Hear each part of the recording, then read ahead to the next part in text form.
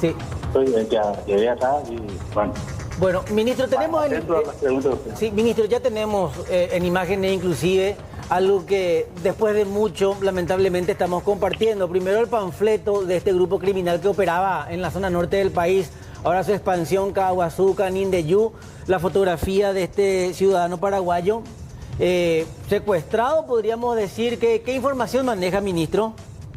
Sí, todavía no podemos precisar, claro que está siendo retenido este ciudadano, pero todavía no podemos precisar si corresponde el grupo que lo está teniendo retenido, corresponde a uno de estos grupos terroristas o a otro tipo de grupo criminal. Todavía no podemos precisar eso, pero estamos totalmente atentos, más que atentos, ya operando en el terreno para buscar a este ciudadano paraguayo y obviamente que recupere su libertad y los criminales se enfrenten a la justicia.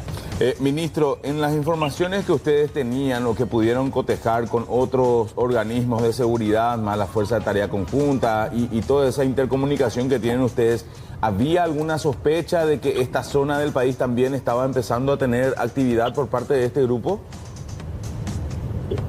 Nosotros estamos trabajando arduamente ya hace un buen tiempo en actividades de inteligencia y hablando de instituciones, más que intercambiar información en estos momentos, yo quiero aclarar que estamos trabajando luego juntos por el Comando de Operaciones de Defensa Interna, el Batallón de Inteligencia Militar, el DIMI, y por la Policía Nacional, el Departamento Antisecuestro de la Policía Nacional. Estamos trabajando aunadamente, coordinadamente y por supuesto todo sea para tener la mejor información que se requiera en estos casos.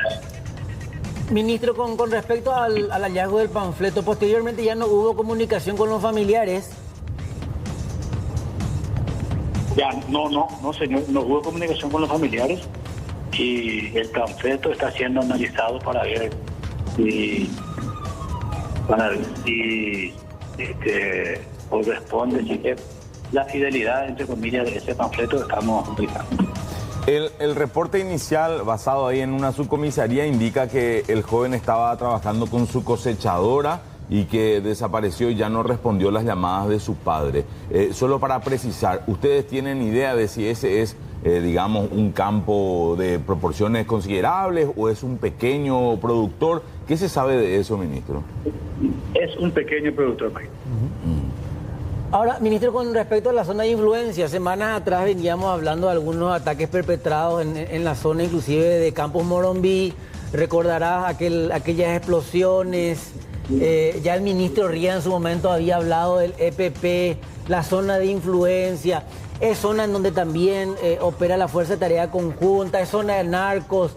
Acá podemos estar ante la confirmación de que se trate del EPP solo por el panfleto. No, eso dije anteriormente, no podemos aún aseverar de que sea este grupo criminal terrorista. No podemos todavía precisar, pero estamos analizando todos los indicios que se recogieron en el lugar.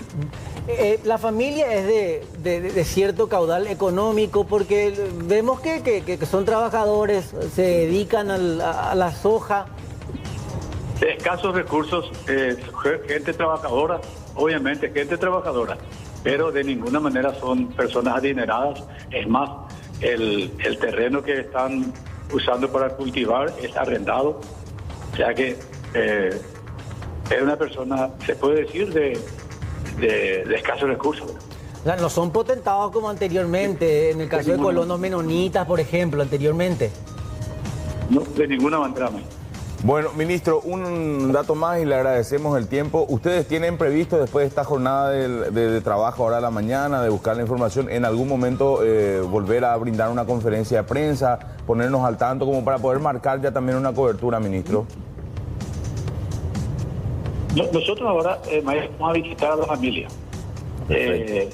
Nosotros, digo, el comandante de las fuerzas militares Y yo y también el comandante del CODI, por supuesto, y los principales, digamos que comandantes de sus unidades del CODI. Y estamos abiertos a la prensa, seguramente que en algún momento, en el transcurso del día vamos a estar informando cuál va a ser el manejo que tengamos con la prensa, pero les puedo garantizar que siempre vamos a estar informando de todo lo que se puede informar. O sea, claro, también hay muchas cosas que no podemos informar porque vamos a poner en peligro las operaciones de búsqueda y ni hablar de la vida del que está retenido. Esa es la protección de la vida del retenido, es prioridad para el gobierno, a pesar de que los responsables por su seguridad ahora mismo son estos criminales que lo tienen detenido, ¿verdad? Pero esos no tienen conciencia, no tienen Dios, no tienen patria, entonces no podemos esperar mucho de ellos. Óscar González, ministro de Defensa, gracias por su tiempo, buen resto de jornada y éxitos en la tarea. Gracias a ustedes. A través de los canales oficiales del Ministerio de Defensa vamos a estar canalizando las informaciones sin descartar que pueda yo hablar directamente con ustedes. Estaremos atentos. Gracias, ministro. El ministro Óscar González conversaba con nosotros. El joven está identificado como Almir de Brun, tiene 32 años. Quien notó su desaparición fue su señor padre, Valmir de Brun. Estimamos gente de origen, son colonos, ¿verdad? Colonos que trabajan en la zona y que levantaron la alerta para que la policía después lo busque, porque encontraron la cosechadora en la que estaba trabajando en este terreno que nos confirma el ministro de Defensa. Es un terreno arrendado, ni siquiera es propio. La cosechadora estaba encendida y él ya no estaba al mando, y encuentran el panfleto que nos hace ahora suponer, hasta que se verifique la veracidad, de que se trata de alguna escisión del EPP o un núcleo que se haya movido hasta esa zona de Canindeyú. Pedido de rescate no hay tampoco. No, hasta ahora no. Hasta ahora no hay comunicación. La única que se tiene es el panfleto que dejan en la zona en donde se produjo, claro, el secuestro. Que como decía el ministro, no es garantía de absolutamente nada, ¿verdad? De tratarse, Julio, Mike, y efectivamente, si es el grupo criminal y si se trata efectivamente de un secuestro, se juega con eso, de la desesperación de la familia. Claro. Van a tener que esperar horas, días y hasta semanas hasta la próxima comunicación vía telefónica, vía otro panfleto, vía otra nota en donde van a pedir el monto de rescate.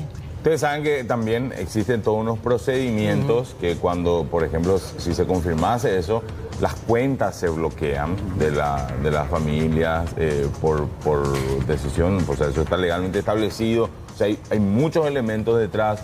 Uno no puede descartar tampoco que quizás en alguna comunicación ahora presencial recién se confirme algo más que la familia sabe y que no puede contar públicamente porque está bajo amenaza. O sea, hay muchas especulaciones que podríamos tener con respecto a este caso, pero al menos tenemos línea directa con las autoridades para saber cómo va a avanzar esta historia. Lo cierto y lo concreto, la desaparición de este hombre de 32 años que trabajaba en el campo y la sospecha de que el EPP está detrás ante la aparición de este panfleto. Perdón, Mike, ¿cuándo se dio esto? ¿El viernes?